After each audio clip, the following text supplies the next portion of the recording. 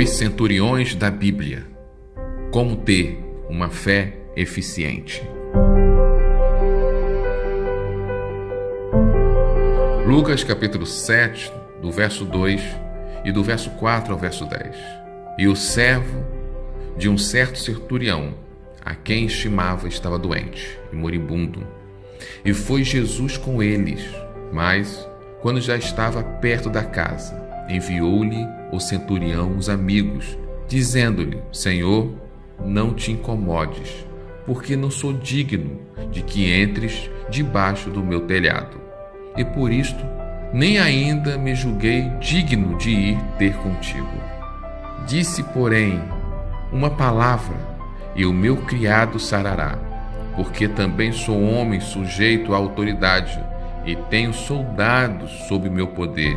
E digo a este: vai, e ele vai, e a outro: vem, e ele vem, e ao meu servo: faze isso, e ele o faz. E ouvindo isto, Jesus maravilhou-se dele, e voltando-se disse à multidão que o seguia: digo-vos que nem ainda Israel tem achado tanta fé. E voltando para casa, os que foram enviados acharam são o servo enfermo. Na época de Jesus, o Império Romano era o mais poderoso império que a humanidade tinha presenciado. Ele dominava boa parte do mundo conhecido da época. E Israel era um dos territórios dominados por eles. Na hierarquia romana havia os centuriões, que eram chefes de um pelotão com 60 a 100 soldados. Era esse pelotão que mantinha a ordem em Israel, garantia a cobrança de impostos, possuía autoridade judicial e, se necessário, autoridade administrativa, o que demonstrava sua importância na ocupação romana em Israel. Vou destacar 3 episódios marcantes no Novo Testamento com esses centuriões. O primeiro está no texto que li no Evangelho de Lucas. Um centurião de boa fama entre os judeus, um caso raro, já que normalmente eles eram odiados. Tinha um servo que gostava muito, e esse estava doente, e pediu para Jesus o curá-lo.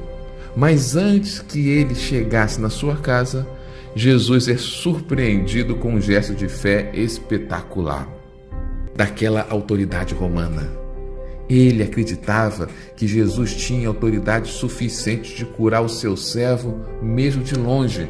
Bastava dar uma ordem e ele certamente seria curado. Que fé! Jesus chegou a dizer que Israel nunca viu uma fé como aquela. Posso destacar 3 preciosas lições nesse texto.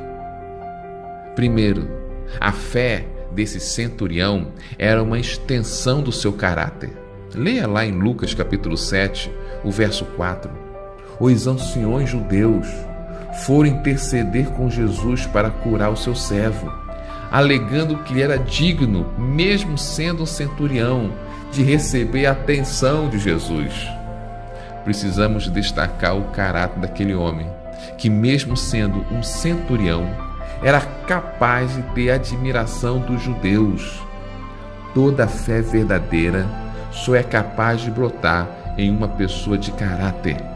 Ou a fé corre o risco de ser um instrumento de manipulação nas mãos dos ímpios. A fé daquele centurião era altruísta, e essa é a nossa segunda lição.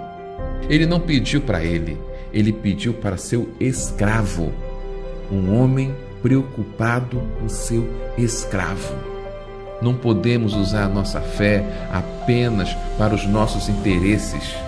Devemos transformar a nossa fé em uma ferramenta de amor ao próximo.